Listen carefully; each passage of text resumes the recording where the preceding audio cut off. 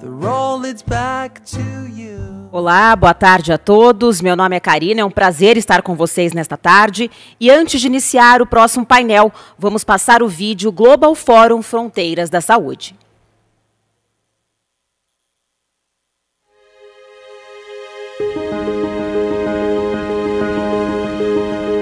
A economia mundial, o ir e vir das pessoas, o lazer, o trabalho, os planos. A pandemia trouxe a incerteza do amanhã. O que será da saúde, da economia? Até que ponto podemos nos adaptar? Como funcionaremos a partir de agora como sociedade? Como fica o atendimento dos pacientes que durante a pandemia deixaram de ir aos hospitais? Como diminuir o crescimento acelerado das doenças cardiovasculares e aumentar os diagnósticos de câncer que deixaram de ser feitos por medo e insegurança de uma ameaça maior? Criar o diálogo, construir pontes que reorganizem ideias e propostas, que acelerem os melhores meios de promover a saúde, seja na esfera pública ou na suplementar, que nos faça olhar de frente, de forma propositiva. A saúde hoje está no centro das discussões. A inovação em saúde tornou-se uma urgência. O paciente no centro e como co-participante das decisões nunca foi tão necessário. As prioridades para os próximos 5, 10 anos precisam ser enxergadas. E as armadilhas que devemos evitar também. Mas a saúde custa e todos precisam fazer sua parte. Compartilhar e propor ideias. A participação social na saúde é uma realidade que precisa ser colocada em prática. Seja você quem for, esteja onde você estiver, a saúde é uma responsabilidade de todos nós. Seja parte da transformação que precisamos, pois a maior fronteira em saúde sempre serão as vozes, a coragem e as atitudes que não podem se calar. Sejam bem-vindos ao Global Forum Fronteiras da Saúde, Instituto Lado a Lado pela Vida.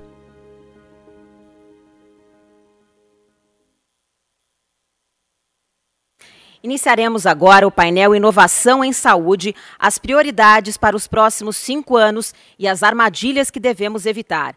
Convido os debatedores, senhor Rafael Laurino, coordenador da Aliança Pesquisa Clínica Brasil, senhor Lucas Correa, advogado, mestre em Direito Social, com especialização em Direito da Saúde, sócio e diretor da Prospectiva, e senhor Rafael Daualba, sanitarista e consultor no tema de doenças crônicas não transmissíveis e medicinas tradicionais, complementares e integrativas na Organização Pan-Americana da Saúde.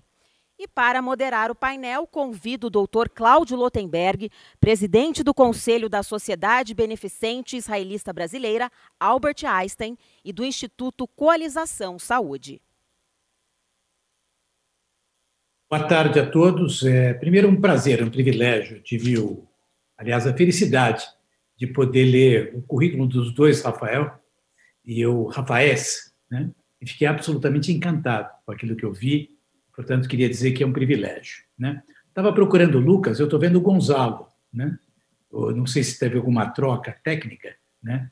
Apresentar o Gonzalo Vicina é absolutamente desnecessário, mesmo porque somos amigos. E, aliás, eu digo mais, bons e queridos amigos.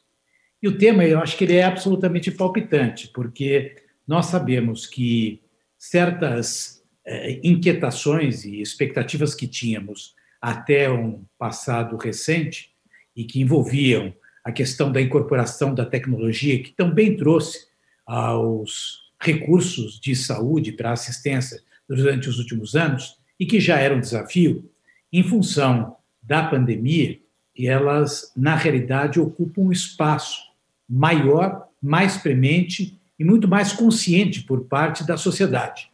A saúde, que já tinha um papel importante na percepção, sendo apontado em todos os momentos como sendo uma das prioridades da sociedade, ganhou relevo especial. E, portanto, nós vamos ter que nos redesenhar frente àquilo que essa mudança, fruto da pandemia, acaba trazendo, mas, portanto, nada novo. Só uma velocidade, em termos de necessidade, muito maior. Mudanças dentro dos momentos revolucionários são mudanças que acontecem no intervalo de tempo mais curto. E justamente quando o intervalo de tempo é menor, é que muitas vezes a gente toma medidas não necessariamente que são as melhores, para o médio e para o longo prazo. Portanto, quando a gente fala de prioridades para os próximos 5 anos, mas acrescenta o termo armadilhas, eu acho que é algo bastante significativo para nós que nos ocupamos de saúde no nosso meio, no nosso país, eu diria, para a sociedade. A saúde é um direito social, não obstante a isso, ela deve ser administrada com as melhores ferramentas de gestão e, portanto, levando em consideração valor, eficiência, eficácia, efetividade. Isso não é novo e, evidentemente, acho que até numa semana onde nós vimos uma série de debates acalentados em função da inserção do privado dentro do sistema público, que, aliás, não é novo. Isso já acontece no nosso meio de maneira bastante frequente, quer seja na administração de hospitais, quer seja em organizações sociais, dentro de diferentes moldes em cada canto do nosso país. Mas, enfim, eu acho que é algo bastante importante para a gente poder discutir. E, portanto, sem me alongar, eu queria, então, abrir esse debate para a apresentação, em primeiro lugar, a ser feita pelo Rafael Laurino, e, em seguida, vamos ouvir os demais apresentadores. Tenho certeza que vai ser um encontro bastante frutífero. Sejam todos bem-vindos. Muito obrigado, doutor Cláudio. Cumprimento a todos. Um grande prazer estar aqui nesse debate, especialmente ao lado de pessoas a quem tenho profunda admiração, doutor Gonzalo, doutor Cláudio, a Rafael, primeira vez que nós nos vemos, e Lucas também. É uma grande honra estar aqui, eu acho que vai ser um debate excelente. Eu represento aqui a Aliança Pesquisa Clínica Brasil, que mais à frente, para quem não conhece, eu posso esclarecer um pouquinho melhor. Sou profissional da área da pesquisa clínica há mais de 18 anos, especialmente atuando na indústria farmacêutica, e estamos aí batalhando pela pesquisa clínica no Brasil, que é, acredito, do nosso tema aqui de inovação em saúde. É um tema de especial atenção para mim, e eu acho que também de grande interesse para todos os brasileiros. Então, é uma grande satisfação estar aqui, e um grande prazer estar ao lado de pessoas tão interessantes como vocês. Obrigado.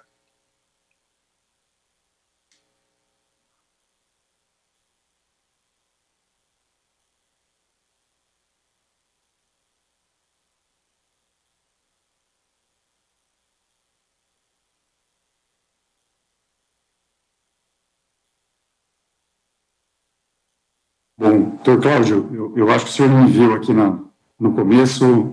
É um prazer estar participando dessa mesa. Gostaria de agradecer enormemente o convite da Marlene, da Denise, da Fernanda, toda a equipe do Instituto Lado a Lado, parabenizá-las pela organização do evento, que de fato está trazendo temas extremamente relevantes aí para o setor de saúde de uma forma geral. Eu não sei se caberia já a gente entrar no tema de inovação em saúde ou fazer, como o Rafael, uma apresentação de si próprio, né? Mas trazendo um pouco para o meu campo de atuação, né, que está muito na inter-relação entre setor público e setor privado, eu acho que faria sentido a gente fazer um contexto do que a gente está falando, ou do que a gente pode vir a falar quando a gente fala de inovação. E aqui, né, pegando ensinamentos do Schumpeter da década de 40, que de fato reconhece a inovação como central para o sucesso de qualquer sociedade e de qualquer organização, de fato a gente tem um desafio imenso de trazer a inovação para o nosso dia a dia. E eu acho que a pandemia, enfim, a gente tem tentado fazer isso ao longo de vários anos, de várias décadas. Né? A Lei de Inovação de 2004, ela foi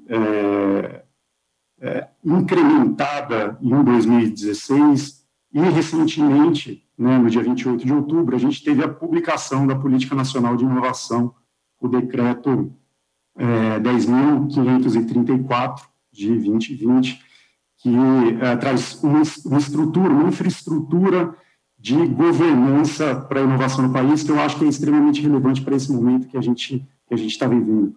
Então, Assim, muito brevemente, porque, né, só para a gente deixar o Dr. Cláudio dar o tom aí da discussão, eu acho que esse aspecto da inovação, quando a gente está tratando de saúde, ele pode ter uma vertente muito específica de discussão de produtos, discussão de tecnologias, mas eu gostaria de trazer um pouco aqui para a nossa discussão, trazer para a mesa as inovações do ponto de vista de políticas públicas. Não que a tecnologia não tenha o seu papel nisso, né, a questão dos produtos e tudo mais, mas como é que a gente pensa a inovação nessa perspectiva mais macro de políticas públicas, com o desafio da participação social, que eu acho que é extremamente relevante nesse sentido.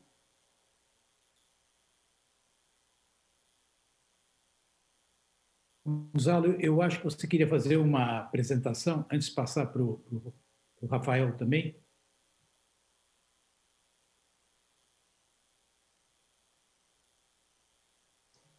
Eu não quero fazer nada, eu quero só obedecer aqui. Eu sou um obedecedor, professor Cláudio. Prazer estar com você, Rafael, Lucas, Rafaéis, né, como você disse.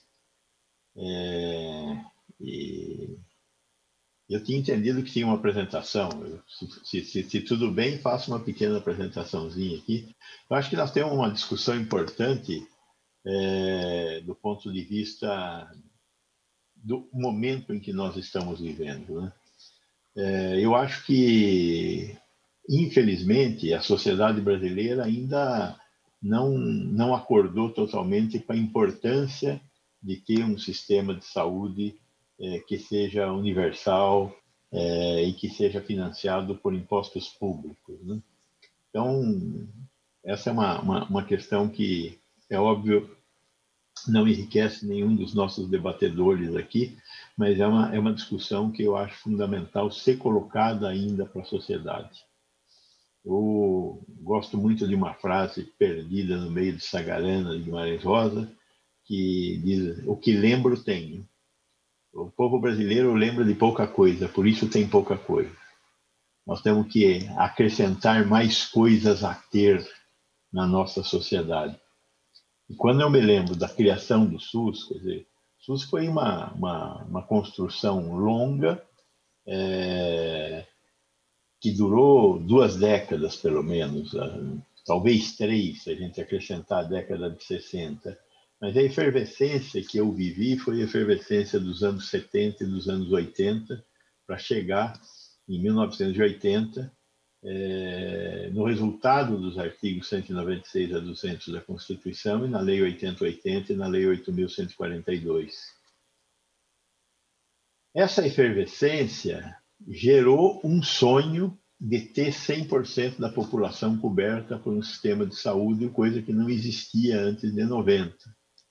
Nós tínhamos uma porcentagem importante da população, mais ou menos 20% da população rural, 10 a 15% da população urbana que não tinha vínculo formal de trabalho e não tinha assistência médica. E aí veio o SUS, né? Nós trouxemos, nós construímos com a sociedade brasileira, com o Congresso brasileiro, num grande abraço à civilização, o projeto do Sistema Único de Saúde. Esse projeto tinha, inclusive, uma boa proposta de financiamento. Está nas disposições transitórias, basta ir buscar lá na Constituição. As disposições transitórias está escrito: 30% do Fundo de Previdência e Assistência Social devem ser utilizados para o financiamento do SUS. Só que, nesse momento, o Brasil estava vivendo o final da ditadura de 64, e um dos legados da ditadura de 64 foi a maior dívida externa do mundo, naquele momento 100 bilhões de dólares, e além disso, uma dívida pública imensa. Não era maior do que a que nós temos hoje, mas era uma dívida pública também muito alta, e o governo mais pagava juros do que fazia qualquer outra coisa. Isso fez com que nós entrássemos no governo Collor, que cometeu de início um conjunto de erros em termos de política macroeconômica, entramos nesse início dos anos 90 quebrando pernas e perdendo qualquer possibilidade de financiamento daquilo que era o novo, que era o Sistema Único de Saúde. A Previdência e Assistência Social, para variar, estava em crise e nenhum tostão dos 30% do Fundo de Previdência e Assistência Social veio parar para o SUS. E o SUS ficou subfinanciado. Ficou subfinanciado e, politicamente, o governo federal estava ilhado. Os governos estaduais resolveram mostrar para o Collor quem mandava. E o Collor tomou uma decisão inteligente. Ele falou, não vamos conversar com os estados, vamos conversar com os municípios, e começou a fazer articulação direta, fundo a fundo, com os municípios. Este é um dos problemas que o SUS tem até hoje. Os governos estaduais não assumiram a gestão do SUS. Hoje nós temos um SUS estadual e um SUS municipal. Não dá para falar que tem um SUS federal neste governo, porque este governo não está fazendo o seu papel. O Ministério da Saúde não responde a um comando nacional.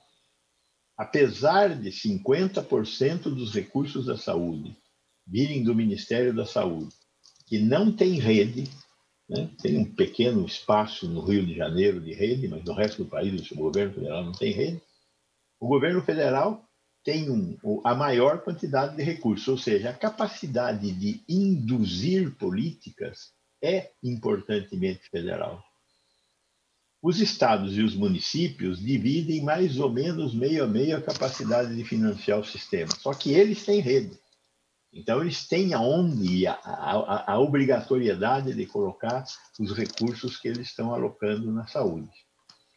Os municípios, de uma maneira geral, nós estamos falando aí dos municípios que têm um porte maior, né? Essa é uma outra questão importante que a Constituição de 88 nos legou, uma Constituição municipalista, né?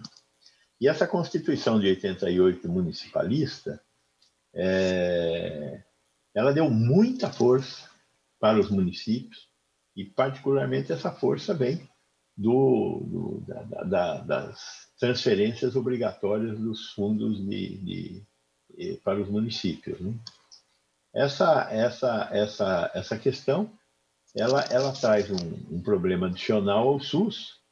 O SUS, a partir do Collor, se transformou num sistema muito mais municipal de saúde, e as consequências disso é que nós hoje não temos em nenhum estado da federação um modelo de gestão da assistência à saúde que seja um modelo combinado com estados e municípios. Nós não temos uma regulação de acesso única realizada por estados e municípios.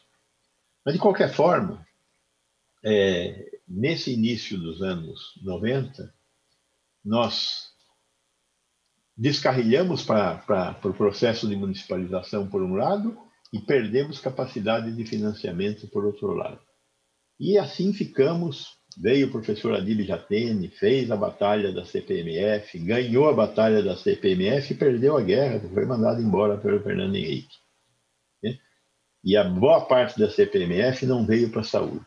E essa situação perdurou até o início dos anos 2000, quando foi aprovada a Emenda Constitucional 29, que fala que município é 15%, estado é 12%, e o governo federal o que gastou antes, mais a variação positiva da inflação e do PIB. Deu um pequeno alento, isso foram os anos 2000, ao financiamento do SUS, até vivermos a próxima crise, né? A próxima crise que começa a despontar em 2008 e estoura em 2014, ao impeachment da Dilma, e nós entramos nessa crise atual, que se estabiliza com... Se estabiliza? Não. Estamos aí no meio dela. O que acontece foi a Emenda Constitucional 95, né? Que paralisa os gastos públicos dos governos até por 20 anos, né? Dos governos por 20 anos. Essa situação é a situação na qual nós estamos metidos atualmente. Nós temos um sistema de saúde que foi sonhado, que não conseguiu se realizar nesses 30 anos e que, de repente, enfrenta uma pandemia. E, ao enfrentar a pandemia, a sociedade desperta para a importância de ter um sistema de saúde que seja universal, que atenda fazendo medicina preventiva e curativa, e que seja igualitário. Esse sistema de saúde agora começa a ser valorizado. Neste ano, esse sistema recebeu um aporte a mais de recursos da ordem de 35 bilhões de reais. Quer dizer, o Ministério da Saúde, além dos 50% com os quais participa, a gente estima que o que seria este ano o orçamento do Ministério da Saúde é algo em torno de 120 bilhões, mais 35 bilhões que foram destinados pela Lei da Emergência Sanitária, a 13979, de fevereiro de 2020. Porém, na discussão que está sendo travada no Congresso neste momento, a LDO, a Lei de Diretrizes Orçamentárias, e a Lei de Execução Orçamentária, logo mais a seguir, elas retiram esses 35 bilhões da saúde. Ou seja, a saúde vai ter, em 2021, do jeito que a carruagem está passando neste momento, menos recurso do que teve em 2020. E com essa tarefa de dar cumprimento no ano que vem ao que continuará sendo a pandemia. Nós não vamos parar de viver a pandemia. Nós vamos ter casos, vamos ter óbitos, vamos ter necessidade de leitos de UTI, vamos ter necessidade de algum entendimento entre governo federal e governos estaduais para o que eu espero que seja possível, que é uma campanha de vacinação nacional, que provavelmente terá a participação de 2 vacinas, a vacina da AstraZeneca e a vacina da Sinovac. Só que esta é uma tarefa do governo federal, que até o momento não tem realizado sua tarefa. Então, como essa tarefa vai ser realizada no ano que vem, se 35 bilhões de reais forem cortados do orçamento? Neste momento, do esforço inicial para a expansão dos leitos de UTI, nós já fechamos 65% dos leitos que foram abertos, que permitiram que o Brasil conseguisse atravessar, principalmente Sul, Sudeste e Centro-Oeste, um pouco melhor a crise do Covid-19.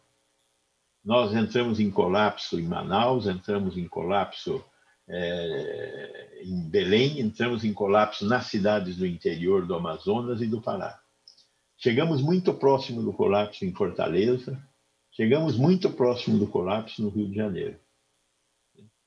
Chegamos muito próximo de ter que fazer escolhas de Sofia. Em vários lugares do Brasil fizemos escolhas de Sofia. O Sul, Sudeste e o Centro-Oeste conseguiram escapar mais ou menos dessa situação. Pois bem, não sei se vamos ter uma segunda onda.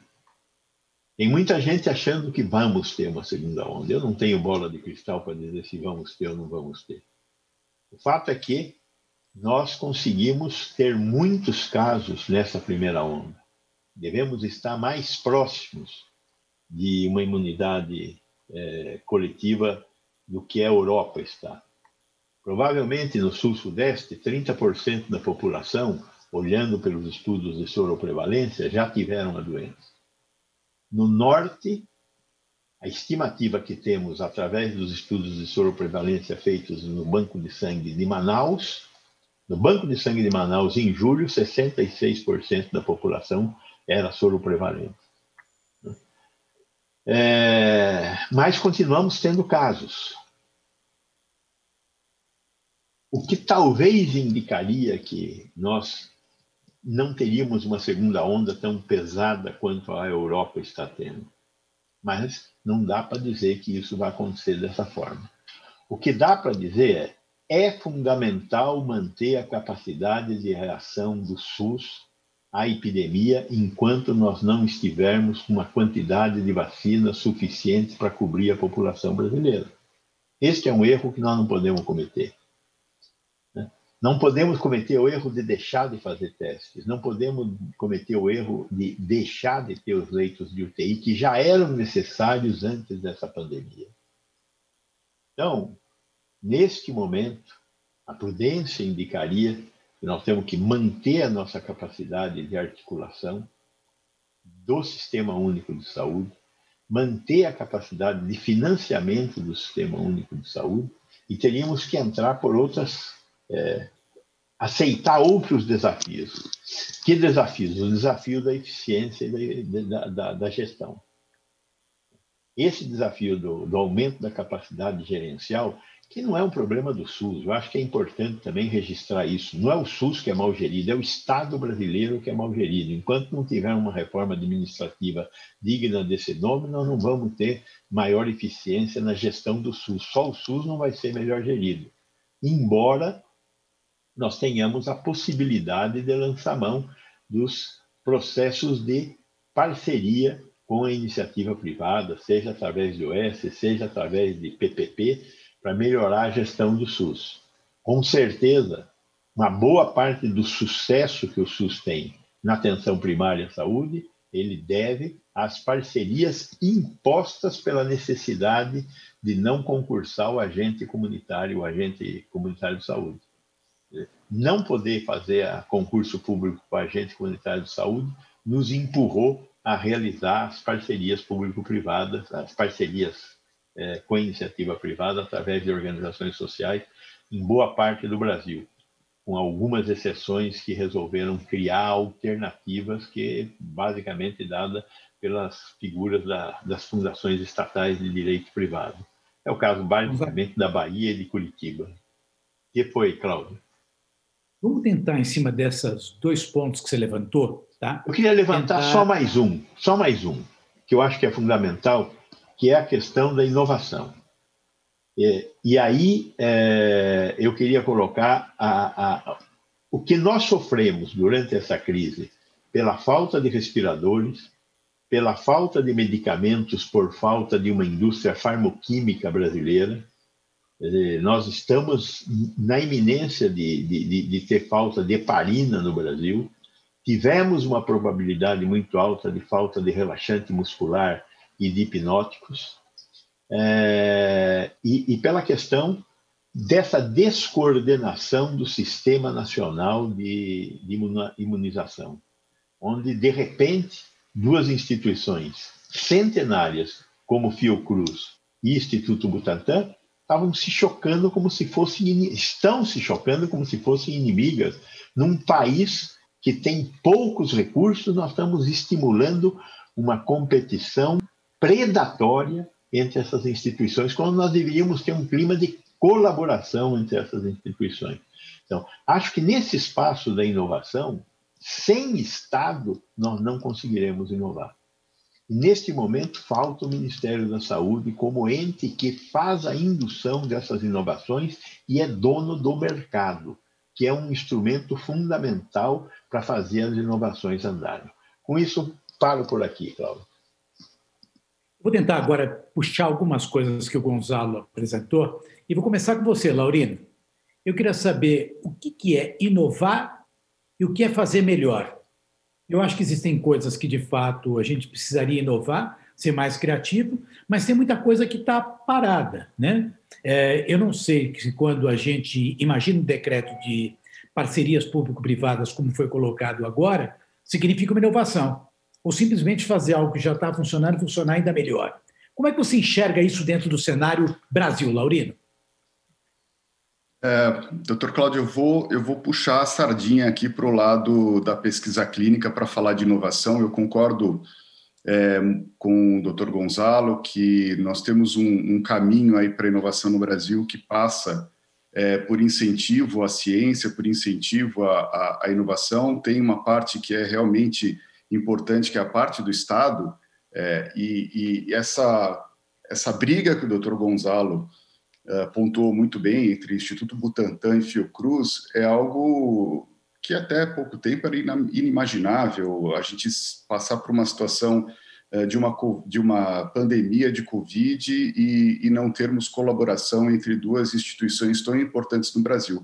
Mas eu queria puxar a sardinha aqui para o lado falando de inovação, para o lado da pesquisa clínica, que tem muito a ver com Fiocruz, que tem muito a ver com Butantan, mas tem também muito a ver com a iniciativa privada e com a atual regulamentação de pesquisa clínica no Brasil, da qual também o Dr. Gonzalo conhece muito bem, como primeiro presidente da Anvisa, e sabe muito bem como tudo isso foi construído desde lá de 1996, com a primeira regulamentação do Conselho Nacional de Saúde, a Resolução 96, passando por tudo o que aconteceu de lá até agora, e culminando com um projeto de lei que está agora no Congresso Nacional, aguardando para ser aprovado. Mas eu queria fazer um histórico muito rápido do que é a pesquisa no Brasil, até porque agora, com a Covid-19, parece que a pesquisa entrou numa grande evidência de todos nós, né? Todos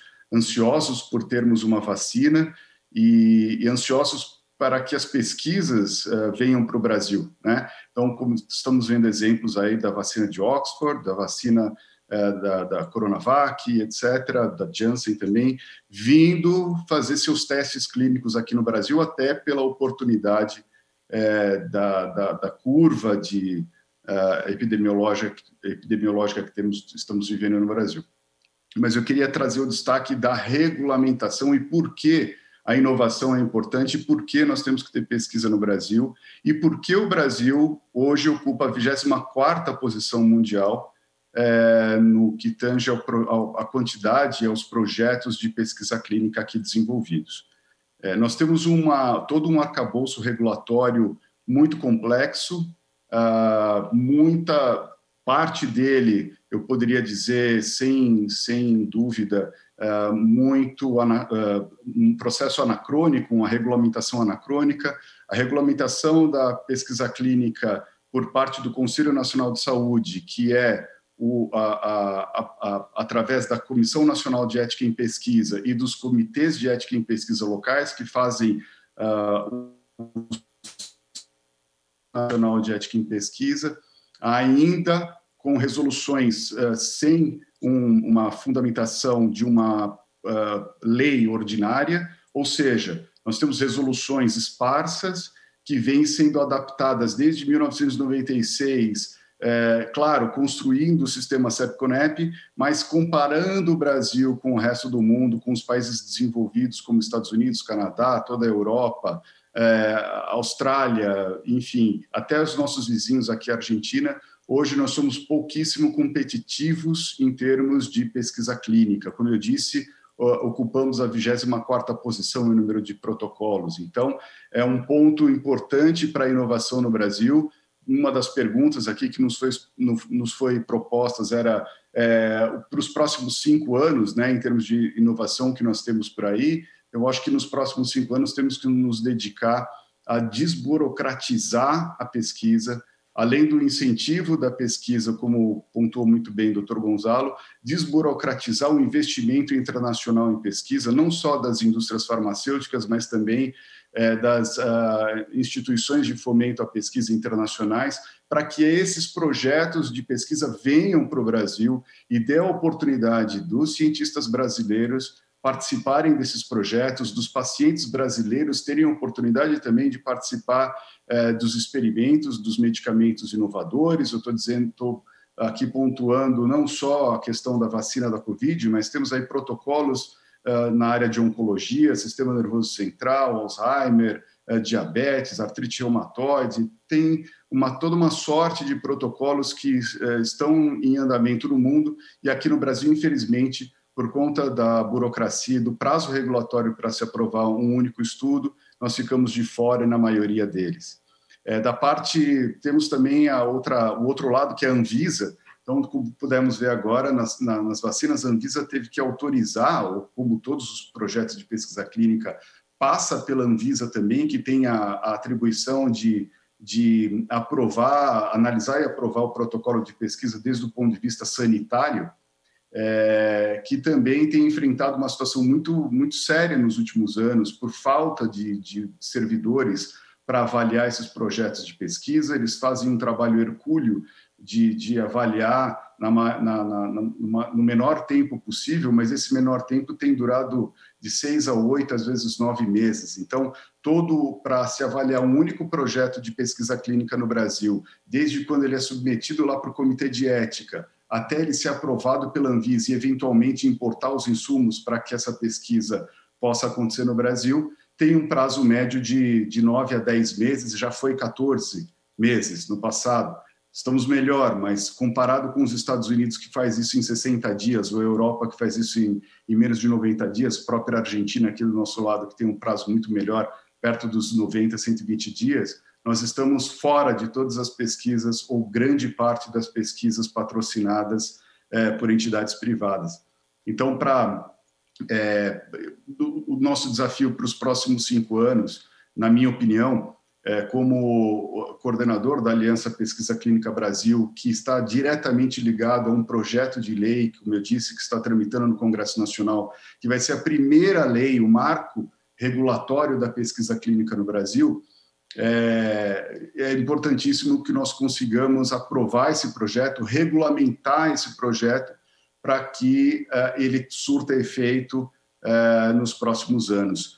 Só para contextualizar do que se trata esse projeto de lei, Dr. Cláudio e demais colegas aqui desse painel, para vocês terem ideia, existe uma lei que regulamenta a pesquisa com modelos animais, mas não existe uma lei que regulamenta a pesquisa com seres humanos. Então, como eu disse, desde 1996, toda a regulamentação de pesquisa clínica no Brasil é feita através de resoluções, seja do Conselho Nacional de Saúde, sejam as resoluções da diretoria colegiada da Anvisa. E aí onde tem um problema muito grande para todos, inclusive e principalmente para os próprios voluntários da pesquisa, a insegurança jurídica pela falta de uma legislação específica, para os patrocinadores e investidores internacionais que querem trazer pesquisa para o Brasil, uma insegurança jurídica igualmente, ou na mesma proporção, porque as regras mudam aqui no Brasil, e também a insegurança dos próprios pesquisadores, que não tem uma lei que defina claramente as responsabilidades e atribuições de cada parte. Então, em 2015, depois de uma discussão muito interessante que houve no Senado Federal, a então senadora Ana Amélia propôs um projeto de lei, naquele momento proposto no Senado Federal sob o número de PLS 200 de 2015, um projeto de lei para regulamentar a pesquisa clínica. Então, a senadora trouxe para a discussão entidades da pesquisa, instituições, pesquisadores e nós da Aliança Pesquisa Clínica Brasil, que auxiliamos a senadora do ponto de vista técnico para que esse projeto fosse apresentado para o Senado Federal. Ele foi apresentado em abril de 2015, tramitou nas comissões de Ciência e Tecnologia, Comissão de Constituição e Justiça e na Comissão de Assuntos Sociais, foi aprovado pelo Senado Federal em final de 2016, foi para a Câmara dos Deputados em início de 2017, já tramitou pela Comissão de Ciência e Tecnologia, a Comissão de Seguridade Social e Família, e agora está, desde o início do ano passado, na Comissão de Constituição, Justiça e Cidadania, aguardando o parecer do relator, deputado Áureo Ribeiro, para que seja votado, apreciado e votado pela Comissão de Constituição, Justiça e Cidadania, e aí vá para a plenária da Câmara dos Deputados para ser aprovado. É uma jornada de 5 anos, infelizmente passamos aí por várias intempéries, desde o impeachment da presidente Dilma, que paralisou praticamente o Congresso Nacional em torno desse tema, passando por diversas outras questões e agora a pandemia. Então, é urgente a aprovação desse projeto, porque ele vai regulamentar a pesquisa clínica no Brasil, estabelecer prazos competitivos previstos em lei para que esses protocolos sejam avaliados. Ele vai estabelecer questões polêmicas, como o uso pós-estudo da medicação experimental. Ele traz inovações desde o ponto de vista regulatório, tirando ou diminuindo a burocracia brasileira, deixando apenas 2 instâncias de aprovação, uma ética e outra sanitária. Hoje são 3, se nós avaliarmos também a importação, são 4. Então, simplificando esse processo sem perder o rigor ético, o rigor técnico, científico da pesquisa clínica. Então, o objetivo desse projeto é realmente trazer o Brasil, colocar o Brasil ao lado, no mesmo patamar de países desenvolvidos, como eu disse, Estados Unidos e Europa, e aí sim trazer para o Brasil a oportunidade de conduzir projetos de pesquisa aqui no nosso país com a nossa população, e que os medicamentos, insumos, devices, enfim, tudo aquilo que está sob o escopo da pesquisa clínica e das normas de pesquisa clínica possam também ser desenvolvidos aqui e testados na nossa população, e quando registrados, termos os dados também da nossa população. Então, essa é a minha parte aqui que eu quero debater com os senhores. Inovação passa por vários aspectos, mas também, especialmente, inovação em saúde passa pela pesquisa, pelo desenvolvimento e pela obtenção de dados precisos para que possamos registrar um produto com a qualidade que é necessária, desde a eficácia e segurança desse produto. Dr. Cláudio. Muito obrigado. Eu estou participando, vou mediando, vou querer agora que o Lucas se manifeste. E, paralelamente, Gonzalo, se você puder me ajudando, eu tenho que entrar simultaneamente num encontro com meus filhos, e para filho a gente não pode negar nunca, né? Mas, Lucas, minha provocação agora é em cima de você. Aliás, seu currículo brilhante. Você que é advogado, né? Eu gostaria de saber o seguinte: como inovar sem correr riscos de judicializar? Como inovar na busca de capital se a judicialização é uma coisa tão presente? Como é que você pode propor e falar alguma coisa sobre isso? Doutor Cláudio, obrigado pelo comentário. E aí, só para alertá-lo, eu acho que o doutor Gonçalo saiu aqui do nosso painel. Eu acho que talvez erroneamente ele tenha sido inserido, enfim, eu acho que o retiraram aqui, somente para deixar o alerta. Bom, em relação à judicialização, de fato, é um risco grande aqui no Brasil, né? A gente, eu acho que a inovação, acho que são vários elementos que ajudam a compor um cenário, tanto do ponto de vista, principalmente do ponto de vista do administrador público, né? E aqui a gente está falando das autoridades governamentais que, de alguma forma, fazem essa interface com a questão da inovação. Existe um receio, e a forma, até pela forma como o arcabouço jurídico brasileiro foi formado ao longo dos anos e foi se consolidando ao longo dos anos, de fato existir uma certa refração a liberdade criativa que a inovação demanda na sua essência. Então, existe uma preocupação muito forte em relação à responsabilidade pela forma como o recurso público é utilizado. A gente tem órgãos de controle extremamente atuantes, né, e aqui só citar o exemplo do Tribunal de Contas, tanto os municipais, os estaduais e o Tribunal de Contas da União, que de fato fazem uma interpretação muito restritiva da norma. E aqui, muitas vezes, a gente tende a culpar a norma, e a gente esquece que a gente tem um intérprete da norma. E de fato, essas interpretações, elas acabam variando muito, né? E os gestores, até por precaução e até porque eles acabam respondendo pessoalmente por essas ações, e pelas ações que eles tomam, e pelas ações judiciais que decorrem dessas suas ações, eles acabam adotando, de fato, comportamentos mais ortodoxos, né? Os gestores acabam sendo, por natureza, mais conservadores. E o que significa o impacto disso ao longo do tempo? De fato, a gente ter uma gestão que acaba sendo mais tímida.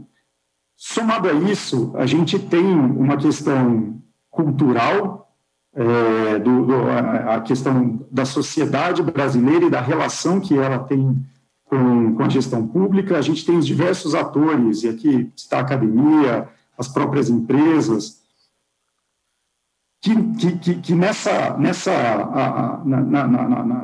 na relação, na dinâmica social do dia a dia, acabam fazendo com que o gestor ele adote posturas de fato mais conservadoras. Eu acho que essa é um pouco a minha visão desse processo de judicialização que de fato precisa ser enfrentado pelo gestor, e hoje a gente tem alguns exemplos muito interessantes, inclusive exemplos da área de saúde, onde esse enfrentamento é feito, a construção de alternativas inovadoras são feitas trazendo o Ministério Público, trazendo o Judiciário, para que soluções sejam pensadas em conjunto. Bem, eu acho que o Dr. Cláudio precisou sair um pouquinho, Lucas, mas não querendo assumir, mas já assumindo aqui, eu queria dar a voz para o Rafael Alba, para ele também, por favor, nos brindar aqui com a sua opinião a respeito disso, e aí nós poderíamos utilizar esse tempo, se o Dr. Cláudio não voltar, podemos utilizar esse tempo para a gente fazer aí perguntas uns para os outros, e aí ficando ali naquele tema das prioridades para os 5 anos, e uma parte que Dr. Cláudio acho que voltou. Desculpe.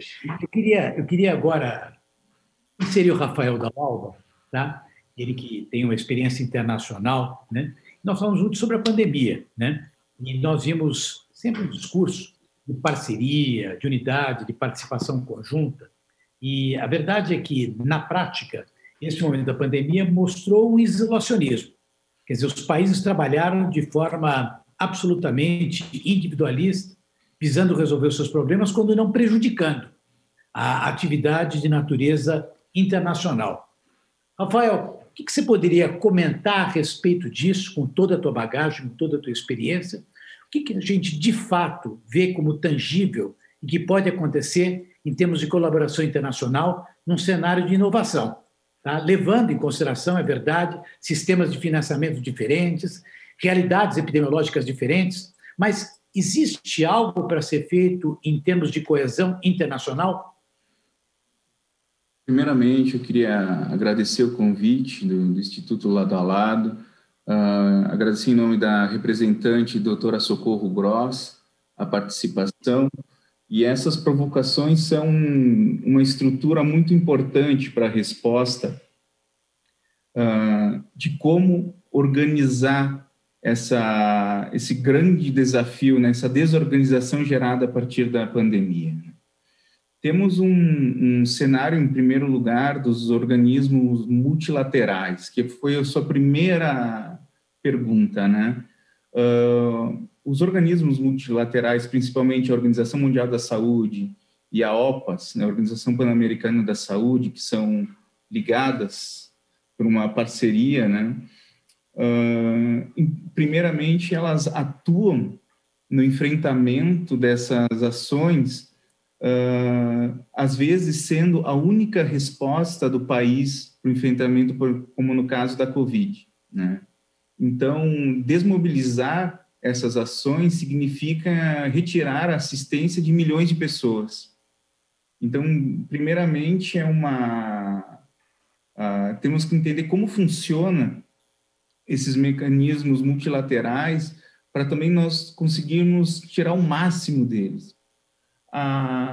Esses organismos multilaterais, eles agem diretamente orientando os países, recomendando algumas ações quanto à adoção das melhores evidências científicas, a melhor adoção de protocolos clínicos, induzindo a processos, por exemplo, de inovação científica também. Então, só que é uma recomendação, não é uma sanção, não é um órgão que vai implicar em algum cancelamento de alguma estrutura no país. Nós recomendamos, e fica a critério dos estados nacionais, por exemplo, do caso do Ministério da Saúde e seu governo, adotarem ou não essas recomendações, né, que são sempre pautadas por valores éticos, né, mas baseados nas melhores evidências científicas disponíveis. Então, nesse contexto, principalmente da pandemia, a principal mobilização foi de ter um consenso global para definir as melhores estratégias para enfrentamento, uma vez que a vacina não está disponível ainda. Então, as recomendações são colocadas para os estados nacionais e eles vão decidir se estruturam ou não estruturam políticas e ações nesse tema. Acredito também, a partir de uma estrutura muito mais de um desafio que nós temos, mas principalmente a prioridade, que é partindo da provocação desse painel, que o Brasil tem um compromisso de dar resposta para um dos maiores sistemas públicos do mundo. Isso não tem valor, isso é invalorável. Vou falar que não tem valor, parece que não vai ter valor, mas o valor disso é muito precioso, muito precioso. Temos então, a defesa do sistema público de saúde, principalmente no contexto da Covid, ela é de primeira ordem, é o desafio. Nós temos que garantir o que está em lei, que o Brasil dê um passo à frente, garantindo não somente a cobertura que a Organização Mundial da Saúde recomenda, e é o indicador, mas sim o acesso a uma saúde universal. Então, esse eu acho que é o primeiro desafio que nós temos. Garantir que essa estrutura do Sistema Único de Saúde, depois dessa aula que o Dr. Gonzalo, desde sua origem, manter essa estrutura e fortalecer. Uma segunda pauta que a própria Organização Pan-Americana coloca é a ampliação das políticas e ações pautadas pela lente da equidade. Por quê? Nós vemos, novamente, pelo exemplo da Covid, hoje a maior mortalidade está na população mais vulnerável. Não só vulnerável como as doenças crônicas, pautadas pelas evidências científicas, mas vulneráveis sociais, que são perspassadas pelo aquele conceito antigo dos determinantes comerciais da saúde, ou determinantes sociais da saúde, onde a população com menor condição econômica são os que mais sofrem. Temos também, vindo dessa estrutura, ampliando a equidade para essa população mais vulnerável, significa a garantia de acesso, principalmente a epidemia que nós já tínhamos das doenças crônicas não transmissíveis, principalmente de hipertensão e diabetes, e seus fatores de risco. Organizar o sistema e partir para uma inovação não necessariamente significa aplicar muito recurso. Nós temos o doutor Gonzalo só se esqueceu de falar da emenda constitucional 95, que tirou muito recurso e congelou a saúde por muito tempo. Então, como nós podemos atuar nessa estrutura e fortalecê-la? A partir de ideias de baixo custo e ampla eficiência e eficácia. Nós temos também uma estrutura de uma agenda da Organização Mundial da Saúde e da OPAS, que é a saúde em todas as políticas. Por exemplo, se nós não estarmos fortalecendo as estruturas do complexo produtivo da saúde, produzindo vacinas, produzindo equipamentos, o que gera um retorno que fala que o SUS não é gasto, o SUS é um investimento e o SUS pode gerar uma fonte de renda incrível e podendo suprir a necessidade atual de recursos, ser investido nesse complexo industrial da saúde, pautando também toda a estrutura de desenvolvimento, dando apoio ao desenvolvimento de inovação tecnológica. Temos também a última questão que eu coloco como de priorização, é a utilização das evidências científicas. O Rafael Laurino colocou da importância desses estudos clínicos, pautados não só pela uma estrutura de uma evidência clínica confiável, mas também pautados por uma estruturação de o que pesquisar. Nós temos que ter um plano nacional de desenvolvimento científico baseado na demanda do Estado. Então, não são temas que se esgotarão acho que nesse único debate, e eu gostaria só de ressaltar também que os organismos multilaterais, eles têm uma importância estratégica. Nós temos também, atuando na compra de medicamentos e de equipamentos, nós temos o fundo estratégico, que atua negociando com a indústria farmacêutica para baixar os custos e fornecer para a população. O Brasil é um dos países que mais utiliza esse fundo. Então, creio que as estruturas são para enfrentamento desse desafio, principalmente da Covid, que ele veio ampliar as desigualdades, principalmente da saúde. Acredito que essa estrutura da Organização Pan-Americana e da OPAS trabalhou arduamente nesse período para tentar dar uma resposta no nível que a população do país necessita. Obrigado, Dr. Cláudio. Bem, eu não posso deixar de fazer uma provocação frente ao momento, né? Nós tivemos, na semana passada, uma situação que, a meu ver, já era esperada, né? Talvez a forma como ela foi feita, a articulação, não tenha sido a mais adequada. E, quem sabe, o próprio segmento não fosse uma prioridade, embora, a meu ver, também uma prioridade. Mas, enfim, eu queria falar um pouquinho sobre as inclusões da iniciativa privada dentro do Sistema Único de Saúde. Vários de vocês sabem que eu sou um defensor disso, porque eu acho que o setor privado ele pode trazer mais eficiência, mais eficácia, ele consegue agilizar processos, principalmente dentro de um tempo que não é tão simples dentro da estrutura de contratação direta. Em segundo lugar, uma oportunidade de incremento de capital, né? Porque vários dos aparelhos que estavam sendo convocados para participar dentro desse processo de parceria eram aparelhos que precisavam, sim, ser acabados e, portanto, precisavam de recursos. E eu queria ouvir um pouco de vocês, dentro da visão, primeiro, estruturante, né? Como é que vocês enxergam a participação do setor privado, né? E o quanto isso não tem uma contaminação de natureza política, no sentido de haver aqui uma quebra de paradigma entre uma corrente mais sanitarista ou uma corrente menos sanitarista. Tá? Vamos começar primeiro por você, Rafael Laurino, agora, por favor. Dr. Cláudio, eu concordo plenamente com o senhor. Eu acho que eu acho que existe uma cultura no Brasil que vem lá do passado, da formação do próprio SUS.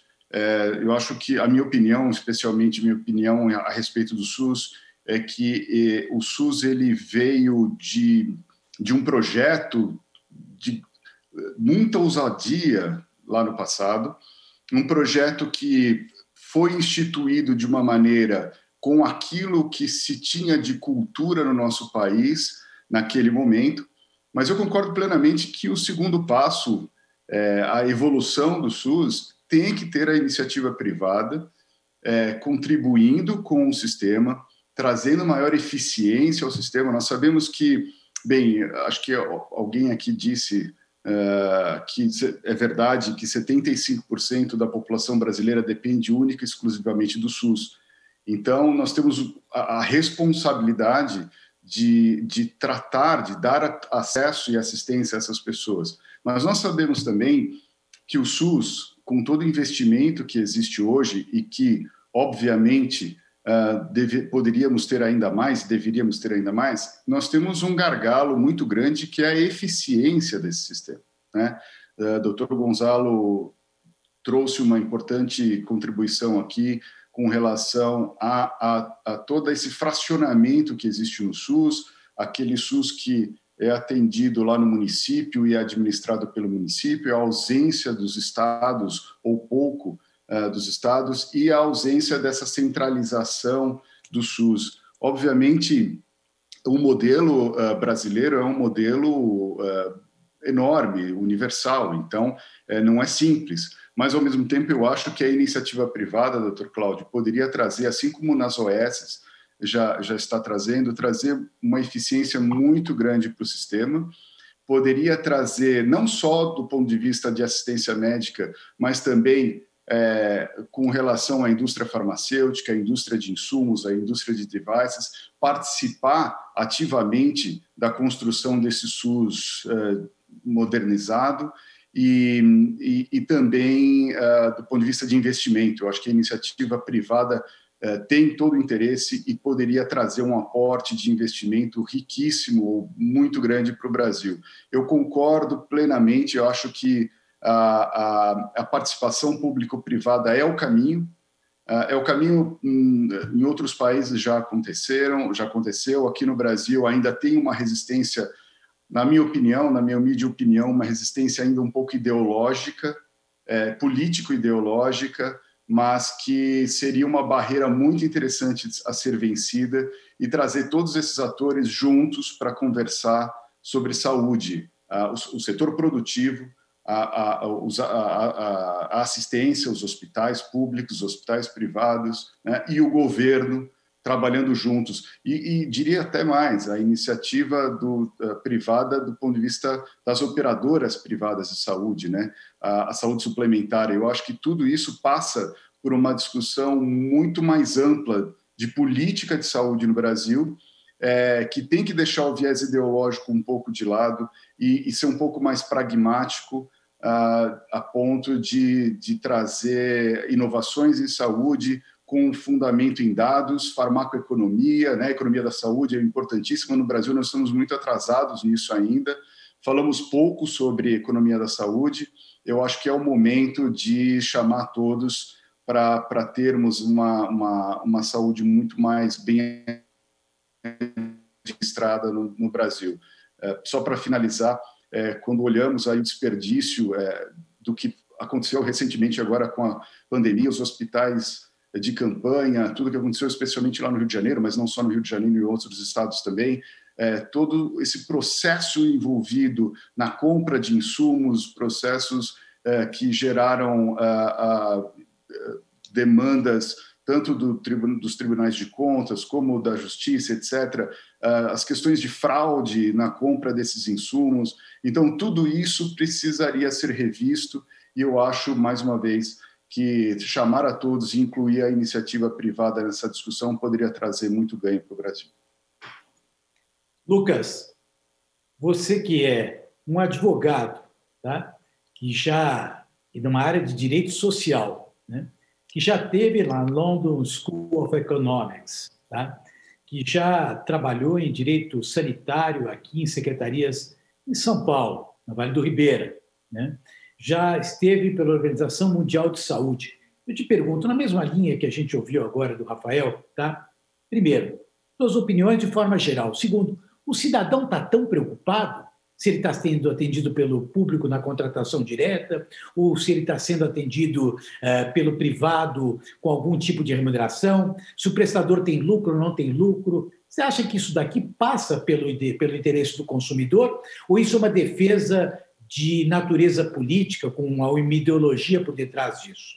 Liberdade total para falar. Você, ministro da Saúde, você mexeria nisso? Olha, Tudo que está escutando, depois eu leio o currículo desse jovem, aliás, de todos, tá? Rafael, o que está aqui e o que saiu, o Laurindo e o Delaula, né? Todos. Do Lucas, talvez até por ser um pouco mais jovem, ele tinge o cabelo, né? Então eu queria que ele, com a juventude dele, diria: há coragem para enfrentar isso ou não?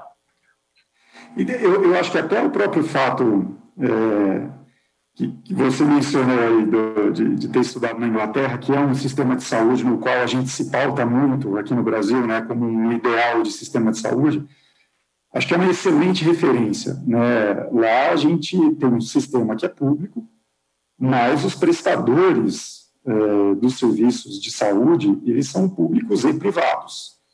Tanto que as PPPs, as parcerias público-privadas, principalmente na área de saúde, os grandes casos de sucesso no mundo, eles vêm da Inglaterra. Então, aí eu acho que a gente já começa a quebrar essa resistência inicial do público versus o privado. E pegando como gancho o decreto, que foi publicado e revogado no dia seguinte, eu acho que a gente pode questionar a forma como foi feito, que de fato isso foi colocado, talvez sem debate, sem trazer as pessoas que estão lançando mão desses instrumentos, preocupados no atendimento às necessidades de saúde da população dentro do serviço público. E aí o Einstein, inclusive, um exemplo que tem aí, através do modelo de organizações sociais de saúde, envolvido diretamente na prestação de serviços em equipamentos públicos. Porque eu acho que, de fato, a gente pode ter perdido uma enorme oportunidade de discutir mais a fundo a questão desse modelo. As organizações sociais de saúde, elas precisam ser aprimoradas. Eu acho que a gente tem vários casos que demonstram que sim, talvez haja margem para esses aprimoramentos. O próprio modelo de PPPs, olhando aí para a lei de 2005, talvez haja espaço para aprimoramento.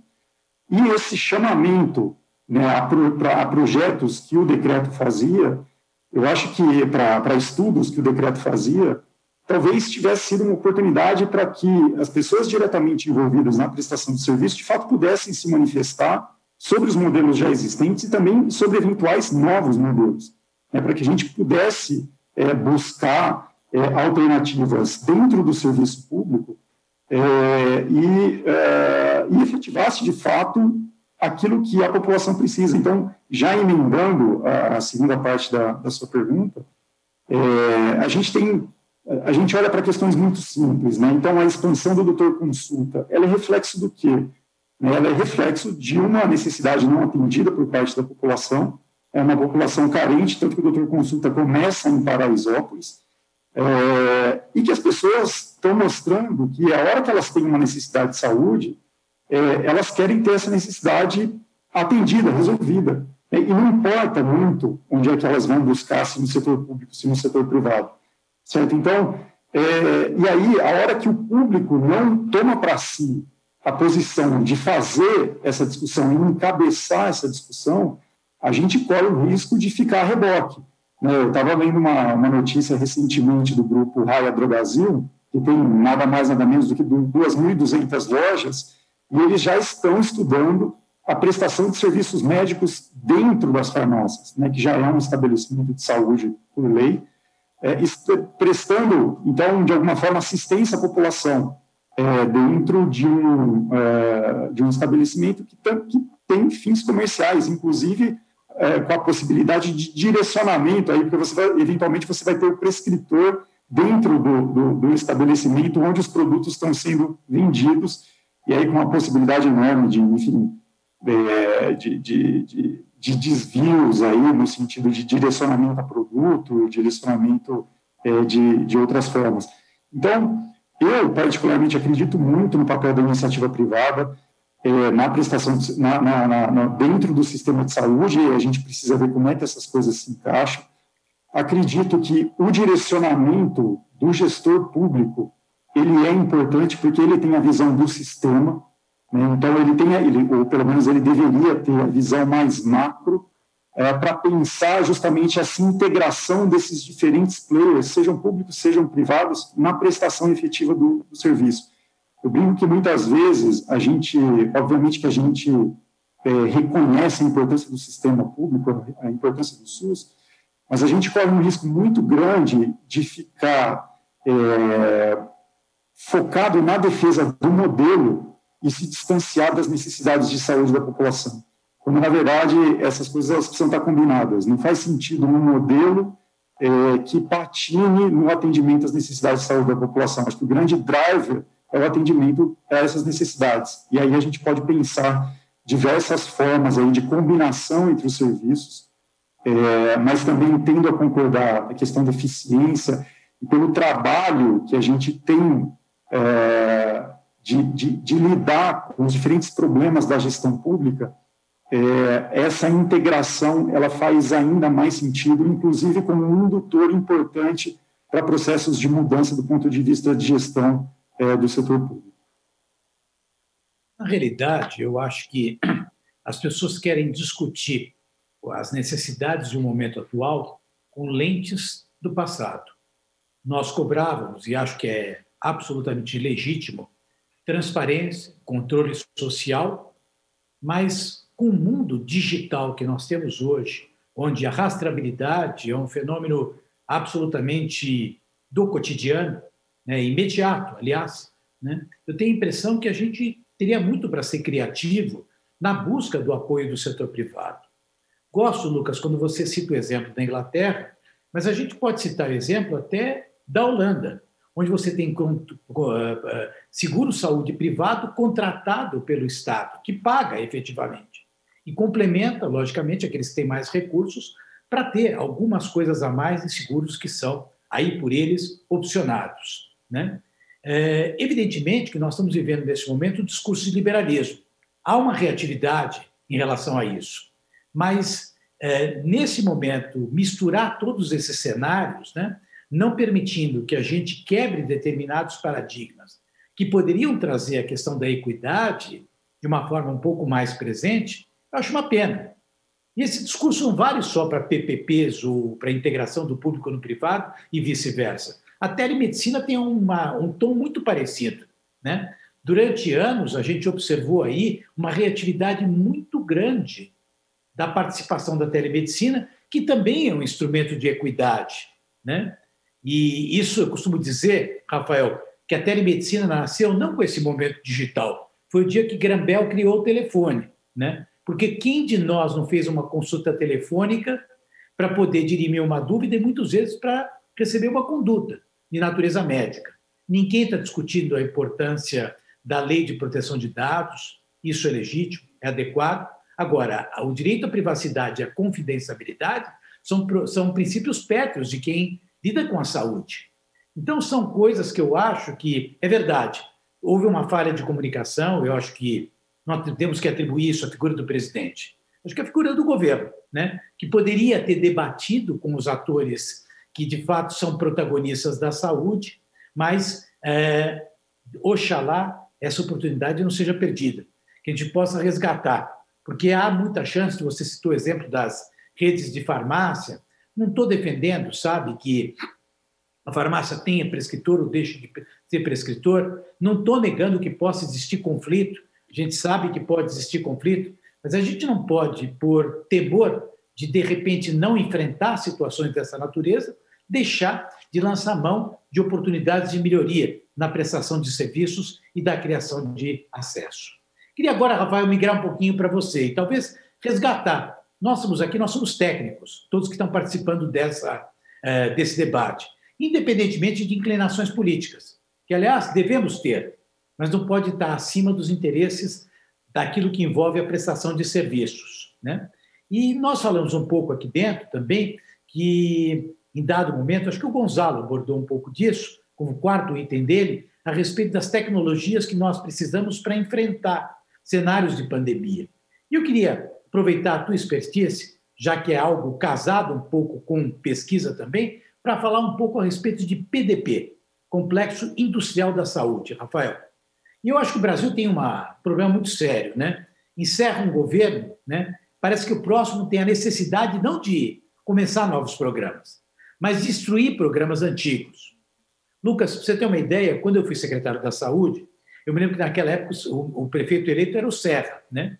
E ele me perguntou, quem você acha que poderia ser o meu secretário? Eu falei, acho que poderia ser o Gonzalo Vicina, que era secretário de uma outra gestão ligado ao PT. Mas eu achava que era um grande técnico. Quer dizer, essa sequência de boas políticas eu acho que deveria prevalecer, a despeito de visões partidárias, a despeito de idealismos. E eu queria, Rafael, você que é um técnico, ouvir um pouco de você da importância de a gente estimular a indústria nacional, da importância da transferência tecnológica. Aquela que é honesta, correta, ética. Não estou falando das distorções, porque distorção a gente sempre tem. Existem boas organizações sociais, existem más organizações sociais. Existe transferência de tecnologia e existe cabidão de emprego para roubar, sim. Mas vamos falar daquilo que é bom, daquilo que é ético. O que você pode falar sobre isso, Rafael?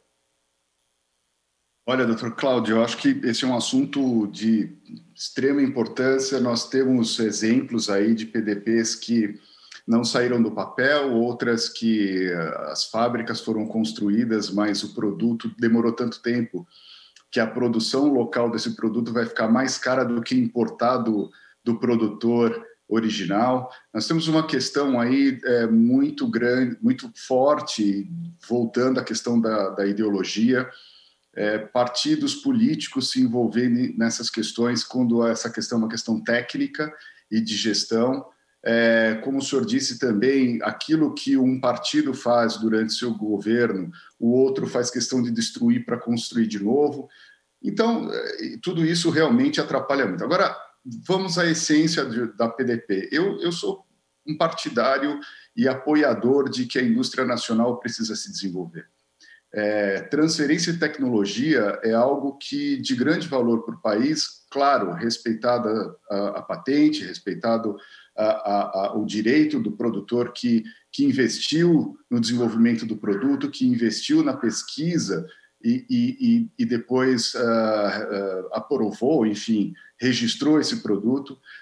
Agora, eu acho que tem uma combinação de duas coisas aí, doutor Cláudio. Primeiro o desenvolvimento nacional e estimular a indústria nacional para que também se desenvolva, que também faça pesquisa, que tenha parcerias com empresas multinacionais. Estamos vendo agora um pouco isso acontecer com a Covid, as parcerias aqui no Brasil com as instituições internacionais, indústria, etc. Mas, especialmente, eu acho que o governo brasileiro precisaria, mais uma vez, deixar a ideologia de lado e ir um pouco mais próximo do pragmatismo. Se eu tenho um produtor internacional que tem um produto inovador, importante para os brasileiros, que eventualmente tenha um custo-benefício melhor em termos de eficácia e segurança comparado com aquilo que está disponível no sistema. Por que não há uma negociação um pouco mais justa, um pouco mais clara com esse produtor, inclusive para que se chegue na transferência de tecnologia lá na frente?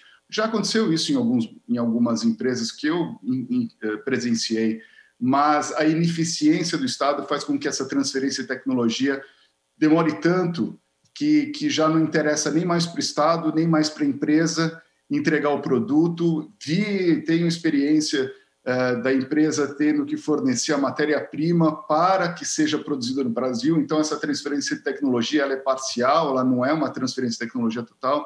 Então, há um espectro enorme de coisas a serem feitas que poderiam ser muito bem feitas em PDPs muito melhor estruturadas, muito melhor planejadas e, especialmente, muito melhor executadas, que talvez seja o nosso calcanhar de Aquiles. Mas, respondendo objetivamente sua pergunta, doutor Cláudio, eu acho que é um caminho, mas não dessa forma que estamos fazendo.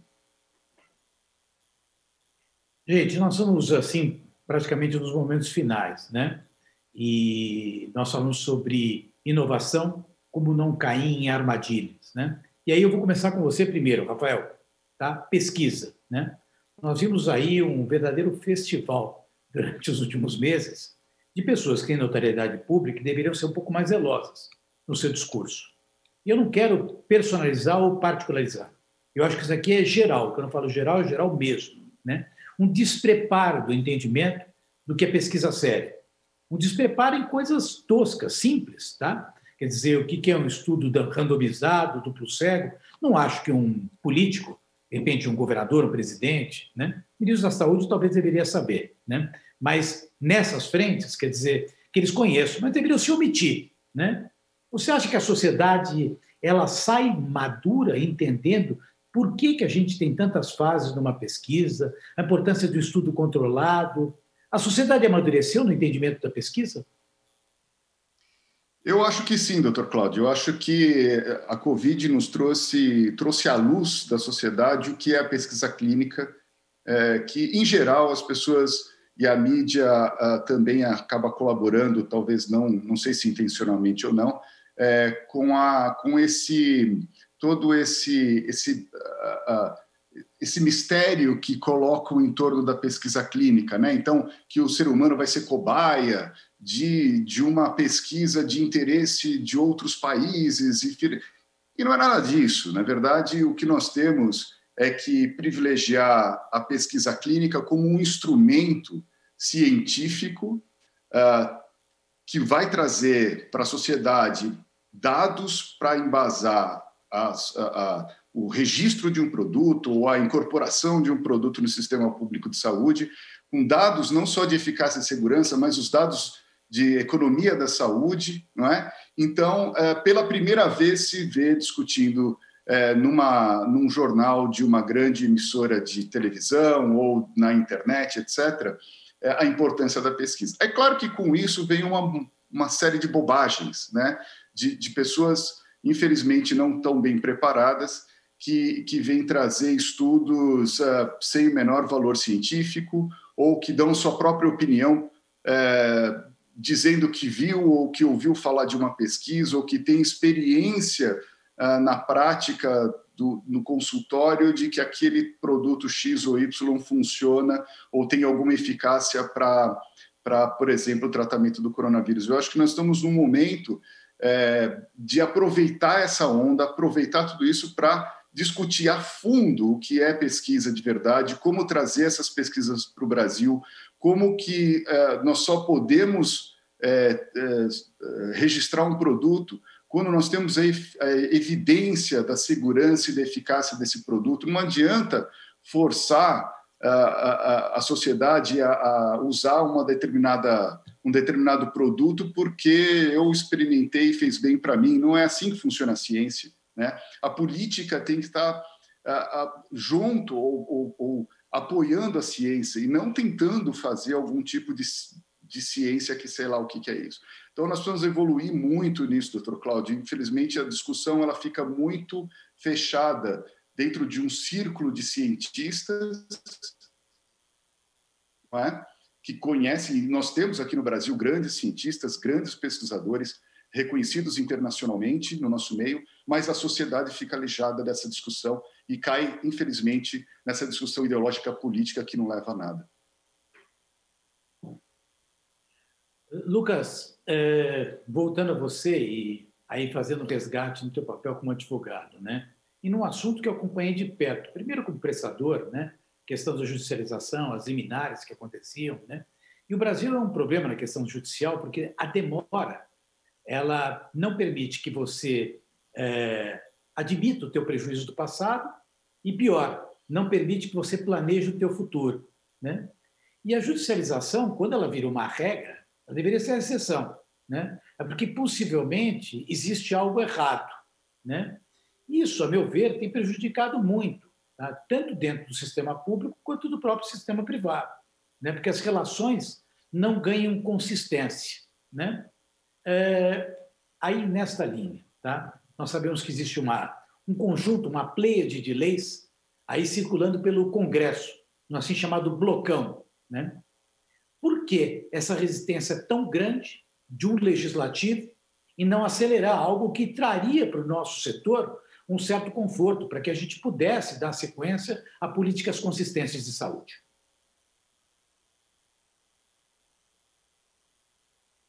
Bom, doutor Cláudio, em relação à questão da judicialização, eu sou bem suspeito até por conta da minha formação, né? Eu acho que tem uma responsabilidade grande do judiciário na forma como se interpreta o direito à saúde.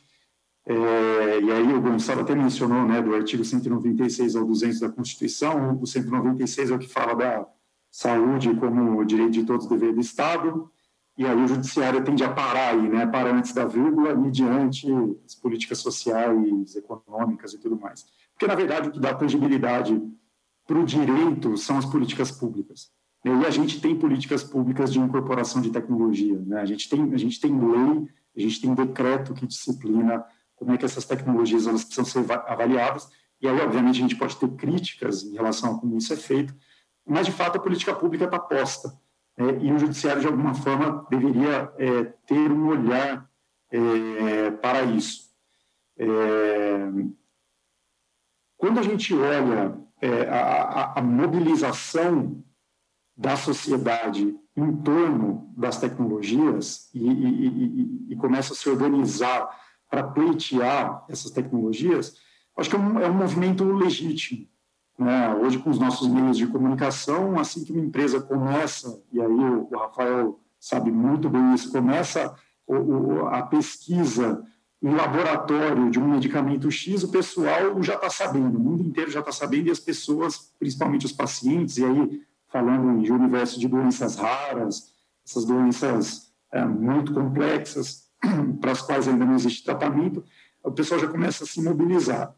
E aqui no Brasil, é interessante que pelo fato de a gente ter um sistema único, mas com a possibilidade que a própria Constituição abre de ter a prestação de serviços de saúde livre à iniciativa privada, a gente teve uma tendência de querer replicar o sistema público na saúde suplementar.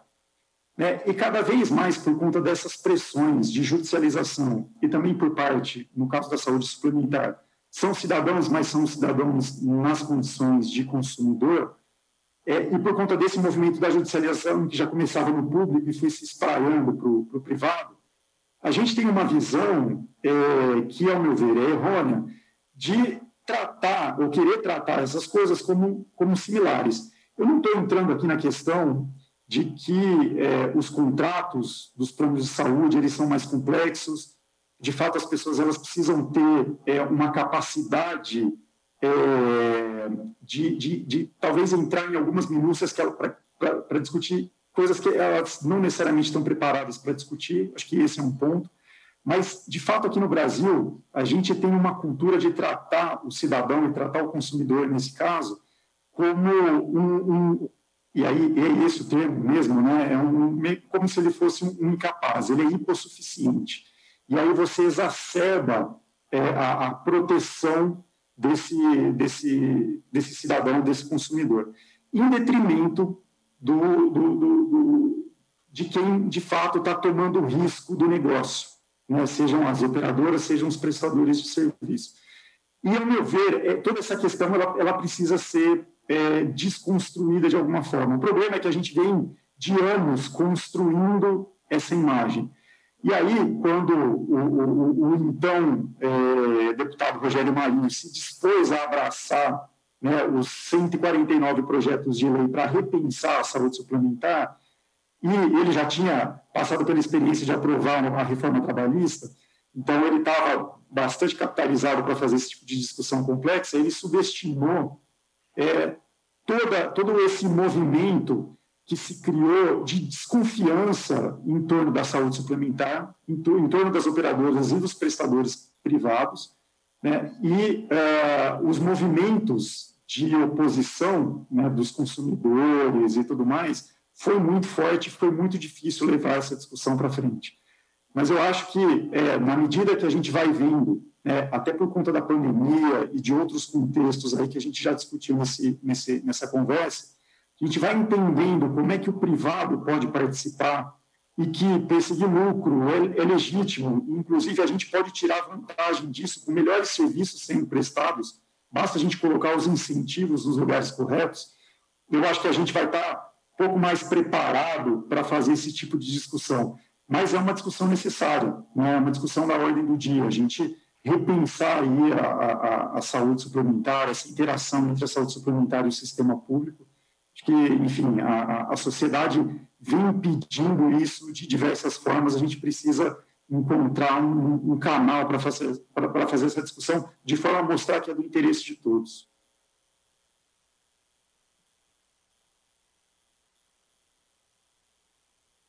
Doutor Cláudio, acho que o senhor está no mudo aí. Você sabe que eu sou mais... Você me chama de doutor, mas o teu cabelo está mais branco que o meu. Depois vou dar uma olhada no teu RG aí, tá?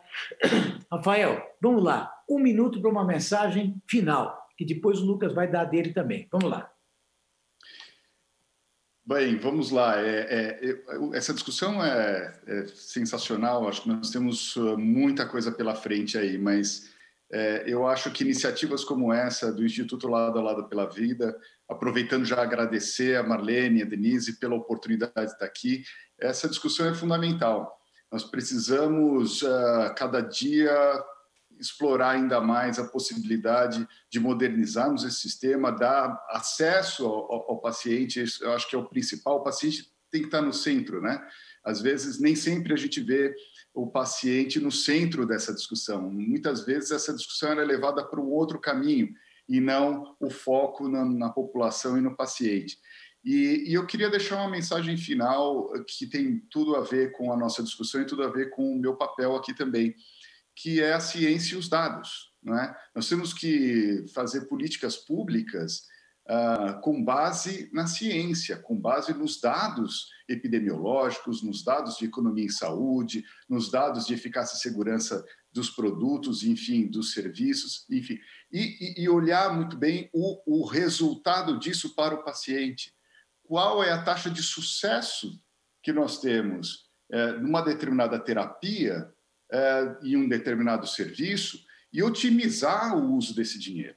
E isso só vai acontecer quando nós tivermos, por exemplo, um prontuário único no SUS, unificado, quando nós tivermos, por exemplo, dados de saúde de mundo real, muita coisa que falta ainda para o Brasil, dentro desse sistema enorme que é o SUS, mas que precisa realmente ser modernizado e, volto a dizer, dado para podermos tornar esse serviço, esse sistema mais eficiente e mais eficaz. Muito obrigado, Dr. Cláudio. Foi um prazer também, Lucas, estar aqui nessa discussão com vocês. Lucas, seu 1 minuto agora. Vamos lá. Vou tentar ser mais breve ainda que 1 minuto. Eu acho que, enfim, eu reitero tudo que o Rafael disse. Acho que abordou pontos extremamente relevantes. Acho que essa discussão ela é essencial. E aí, parabenizo aí a iniciativa do Instituto Lado a Lado. E aí, só lembrar que hoje a gente está com uma consulta pública aberta da Estratégia Nacional de Inovação. Então, a gente tem a possibilidade de definir aí, para o longo prazo, quais as prioridades do Brasil em relação à inovação. E na Política Nacional de Inovação, que foi publicada recentemente, que eu mencionei no começo, tem lá a saúde como um dos setores estratégicos. Então, como a gente está falando do engajamento social e pensar o sistema de saúde com base nas necessidades das pessoas, dos cidadãos, dos pacientes, eu acho que a gente se engajar nesse processo de definição das prioridades daquilo que vai fazer objeto de ações de inovação no Brasil em saúde é extremamente relevante. Agradeço, doutor Cláudio, a moderação. É um prazer, Rafael, ter dividido o debate com você. Rafael foi absolutamente cirúrgico. Falou o paciente no centro da atenção. Focando no paciente e acreditando realmente que a gente pode exercer ações de natureza ética, mas principalmente ao ouvir 3 panelistas, 4 com Gonzalo Vicina também, evidentemente, mais 3 panelistas para mim, que são talvez menos próximos, mas absolutamente brilhantes no seu conteúdo, na sua consistência, é que eu posso acreditar que o Brasil tem um caminho positivo a ser percorrido. Nós dependemos de pessoas, nós dependemos de lideranças. E é justamente com isso que eu quero encerrar e agradecer ao Instituto Lado a Lado por motivar uma discussão, exceto pela minha presença, mas com certeza pela presença dos demais, gente brilhante que tem condições de formular algo melhor em prol de cada um dos cidadãos brasileiros. Uma boa tarde e muito obrigado. Boa tarde, obrigado. Obrigado, doutor.